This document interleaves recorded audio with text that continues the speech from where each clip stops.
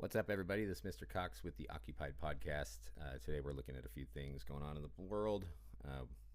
Mike Huckabee is one. This guy, I think, is incredibly confused. Once he went over there as ambassador, he kind of just became promoter of instead of ambassador. So I think you got your roles mixed up. You're not a marketer for Israel. You're supposed to be an ambassador for Israel, United States. Supposed to be U.S. first. Anyway, so cherry tomatoes, the claim. He was making a bunch of claims saying that, if basically we owe everything to Israel. If it weren't for Israel, then we wouldn't have anything. We wouldn't have cell phones. We wouldn't have GPS. We wouldn't have computers and blah, blah, blah, and NVIDIA chips, and the name, list goes on and on. So here's I went ahead and fact checked this because can't believe anything is coming out of this place. And cherry tomatoes, first off the list, existed since the 1500s in South America, documented in 1623 in Europe. Israel developed a commercial variety, did not invent them. Sorry, Huckabee. And then seedless watermelons, invented by the Japanese scientist, I'm not even going to try to pronounce his name, but in 1939, 9 years before Israel even existed. So another ding there. Now we got number 3. Cell phones. Cell phones existed, but because of Israel, SIM card, that's the claim. Motorola invented the cell phone in the U.S. The SIM card came from a European consortium. Israel had the R&D involvement, not the original credit. And NVIDIA chips and Intel chips, they are Israeli. Both are American companies founded in California. Israel hosted major R&D centers for both, but the chips are not Israeli products. So Huckabee, do a little research first. None of that shit's true. And then even the other statements are inflated to make it sound like it's like, oh, you guys were the only one in the bag. Morton Klein, ZOA National President, the president of the Zionist National Organization over here in the United States. Got some interesting things to say here. This is a new spin I haven't heard yet.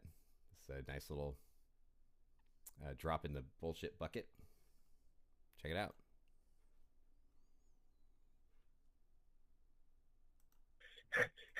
This is the most important war to protect America, the West, and Israel. Now Israel, since World War II. And by the way, it's been really buried. Do you know, only a week ago, the Harvard-Harris poll, these are major pollsters, shows that 70 to 80% of Americans, 70 to 80% of Americans support this war and support that we have to stop Iran from getting nukes. Most Americans understand that if they get nukes, they could put them onto their intercontinental ballistic missiles. That's intercontinental. It means it's meant for us here in America. And this could be a disaster. One atomic bomb on one of these ICBMs could destroy a whole city. And I tell you, the case has not been made well enough why this is important. We've been at war with Iran for 47 years. We should have gone to war against Iran, a real war, decades ago. They captured 52 of our hostages in Tehran and held them for 444 days. They killed 241 Marines. They murdered Americans, Iran has, in the SS Cole Bartaras, 2 African embassies. And listen to this, and nobody knows this. Nobody makes the case. Listen to this. In the lawsuit, Havlish versus bin Laden, there's a major section in that where in discovery, they found that Iran was facilitating, planned, funded, and trained the Arab terrorists on 9/11. Did you hear that? Wow. Iran was behind 9/11 with 3,000 Americans. Why isn't Trump and Netanyahu and others screaming about this? This is in a major lawsuit. Even the 9/11 report after 9/11 says the same thing. So we're talking about a country that is fanatically religious Muslims. They believe in the literal interpretation of the Quran, which means to destroy the infidels, the non-Muslims. Wow. So there's an example right there of what I'm talking about. Just the constant blame game and the narrative pushing. Okay, here's my framing on this. This is the way I understand the situation. This guy's a Zionist. He knows that it's been coming out that the Israelis were responsible for 9/11. He knows it's a big false flag. So now they're going to put it on what their target is. Sick the Americans on them. Their Bible says that. They, we're considered Amalek. We're in the land of Adam, and they want us all dead. So this whole thing is just, they're desperate to get us to go after Iran. And it's not the idea that they have nuclear weapons. They're trying to frame this as, we have to stop them before they get nukes for your safety, for our safety. That's not the case at all. They want to stop them from they want to jump on them before they get nukes, so they have the opportunity to get them before they get nukes. Because if they have nukes and they have ballistic missiles and all this stockpiled shit, we're not going to want to fuck with them. We're not going to go in there. We're going to leave them alone. And that's why they want nukes. That's why they want this rush job to happen. We got to stop them before they get nukes. That's so they can get in the door without the threat of a nuclear payback. Because you know who we don't invade? We'd never invade countries with nukes. You don't see us starting ground wars in Russia. You don't see us starting ground wars in China. You don't see us starting ground wars anywhere that has nukes. That's why they want to get in there before they get nukes. We got to get in there. And so they're desperate. They need this to work out. So they're throwing everything possible at the fucking media wall to hope something sticks. So at first it goes from, they're going to get a nuclear weapon, to saying they're terrorists and they want death to America. Here's the deal. If they wanted everyone on the planet dead, which is a lovely projection considering they're trying to start the New World Order and lock down the complete control of everything. If they wanted everyone to suffer, really, why, and they've had control over the Strait of Hormuz, or the opportunity to, why haven't they done that before? Why haven't they locked up all the fucking oil, cut everyone off, just like they're doing now? Why didn't they do that 10 years ago, 20 years ago, 30 years ago? This is a fanatical regime, you call it. So why, if they had this capability to control the planet's global economy at their fingertips, and they're so fanatical and crazy and just can't be trusted, why start now? Why wait till now to do this? In an effort to defend yourself, as you do it as a form of retaliation, not attack. Because we went in there and bombed them. They weren't doing anything to us. So why would they wait? This fanatical regime who wants everyone dead, death to America, death to Israel, they're causing chaos everywhere, right, with their proxy groups. Why wouldn't they use a card like fucking shut down the global economy? Why would they wait and do it only in retaliation? Because these people are full of shit. The Israelis are leading us down the same rabbit hole they sent us down before. They sent us into Iraq with some shoddy-ass intelligence and told us to go after Saddam. He's got weapons of mass destruction. You got to take him out. This is obvious. And they don't even care, like, if the American people don't get on board, they say 78% support the war. 78% don't. I'll tell you that right now. Even if they get 100% disapproval, they're still going to do what they're going to do. They're still going to make the decisions they're going to make. We don't get a vote on this. We don't even get a vote on who's in Congress anymore or who's in Senate. And the policy decisions they make, once they're in there, they just fucking do what they want. And if you look at the actual power structure, if you do just people with money, PACs, super PACs, big company donors, billionaire donors, that's a large percentage of the decision-making power goes to them. We had a sliver of like 3%. So the U.S. population only has 3% pull in who gets elected, which, you know what that means? If it's a democracy, 51% over 49, we have 3%. How much do you think our vote matters? It doesn't matter anymore. So they want our public opinion simply because they don't want us to revolt. That's it. But they'll make the decisions either way. They just want less of a chance of rioting in the streets, people freaking out, people not paying their taxes, because they need us to keep working. They need us to stay dumb. They need us to keep paying taxes. They need us to keep the labor force and the industries moving. That's all we are now. We're just cattle. We're slaves. And they want our money. They want our backs to break. They want something to fucking keep the fucking mill going. That's it. The rest of this is bullshit. They're going to keep moving forward anyway. So we could, 99.9% of people could be like, fuck, we don't want this to happen. Fuck Israel. Get them out of there. We don't want anything to do with AIPAC. If you're over here and you're a dual citizen, you're up in politics, you're out. We could want all that. unanimously across the board, they're going to keep doing what they're doing. They don't care. They just don't want backlash, and they don't want the money to stop. They don't want the industries to stop. That's it.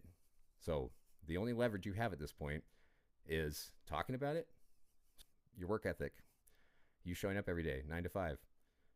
That's it. That's your only power. Riots don't work. They just get people in trouble. They cause a mess. It damages businesses locally. And they'll fucking do whatever they have to do to stop a riot from happening.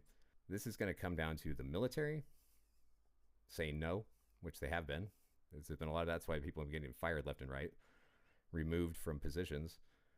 It comes down to the military. It comes down to the few we have left in the White House, in the political sphere there, that actually have some pull to try to talk some of these psychopaths out of it.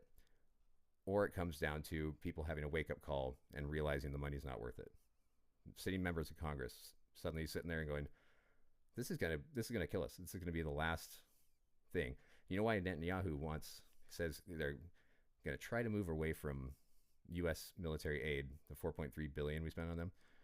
The reason he's saying 10 years, it's not so he can let us be on our way. Yeah, we'll try to help you guys out and get out of your financial wave in 10 years. No, it's because they know they don't have 10 years of money to suck out. It's their exit plan to find something else. They know that the cash cow is gone and the well is running dry. So their exit plan is their survival. They need to find something else by year 10, not to help us out, because they know we're going to be dead in the water in 10 years. So they're like, yeah, we'll be out of there in 10 years for sure. You guys won't be worth shit. And so they're hoping to have the Middle East on lockdown in 10 years. Because when that happens, they're not going to worry about money. They're not going to need our money. And they know we're not going to be worth a shit. Once the U.S. economy collapses entirely, like Russia did, like bad, like that's when they're going to be done. They're going to have a nice little exit. Peace out. They're going to have the Middle East. They're going to have everything. Then they're going to control global trade, because they already own us. They control what we have going on. But then they'll have the Panama Canal also. They'll have the Strait of Hormuz. They'll have their new pipeline going through Israel, their oil pipeline. And that's game over. So they'll probably grab Cuba while they're at it, while Trump's in here, just so he could feel like he grabbed another country or something. But if you think about it, look at the map. It's starting to close in. If they lock down the Middle East, they are the number one superpower. That's it. So, and you got to wonder who their allies are. We know a little bit, but this is one war that you want the Iranians to win. I mean, not. I don't want them to win as far as, killing people and that kind of stuff, but I want them to hold their ground, and I want them to force us to back down, non-militarily. I think that should happen. I think that needs to happen. But it's not good, though, for us to be doing this, because Russia is one of their biggest allies. And we've already pissed off Russia by, dumping weapons into Ukraine. We're not on good terms with them right now. So you're talking Russia and China. If you've seen some whistleblower shit on that, they've had 100-something year plan of taking over the United States. So they're already not happy with this. They're already plotting something. It's been a long-term thing. It's very slow going. These countries that are older than us, they make long-term plans that go through generations. They're very patient. People like us, like these new countries, we're a very new country. We're impulsive. We make stupid decisions. We don't look out for the long run. That's why we're going down. It's happening right now. And that's why Israel's got a hold of us. They're just going to suck us dry and spit us out and be done with us. So if anything, they'll leave us as a slave nation to do all their bidding, all their hard work, and export everything to here, to have it be done, and then bring it back over there. They got all the dope ass places. They got Patagonia now, which is like apparently just a beautiful place. But and they're gonna turn Gaza's gonna be like the Riviera kind of shit I keep hearing about. Jared Kushner's making all these land deals over there, the peace deals. But everything wrapped in self-defense is offensive. That's what it is. And these people are brilliant at presenting something to make it look like they're the victim so they could go and take something that's not theirs. So right now, your tax dollars allegedly are going to set up settler, occupiers, land grabbers in Syria, Lebanon, and the West Bank is going. Gaza's gone. Jared Kushner says he's going to employ everyone who was displaced. Every displaced Palestinian, Jared Kushner says he's going to employ in the new Gaza. So you had a problem with them there before. That's why you had to go and murder all of them. And no, this wasn't a self-defense tactic. That's what they like to keep lying to you about. There was a stand-down order given so Hamas would kill more people on October 7th. Long time they sat and waited while people are getting killed so they could justify their plan. Now, also on top of that, I don't know if you've seen the Bibi files, Netanyahu was funneling $35 million a month through Qatar into the hands of Hamas to keep them active, to make them more of a power in the area, and to basically strengthen their cause so they could justify removing all the Palestinians. That's the goal. That was the goal the whole time. So, yeah, so you oppress these groups, you fund their uprising, and when their uprising is big enough to actually cause a threat to Israel, you get to wipe them out. Perfect. Awesome plan.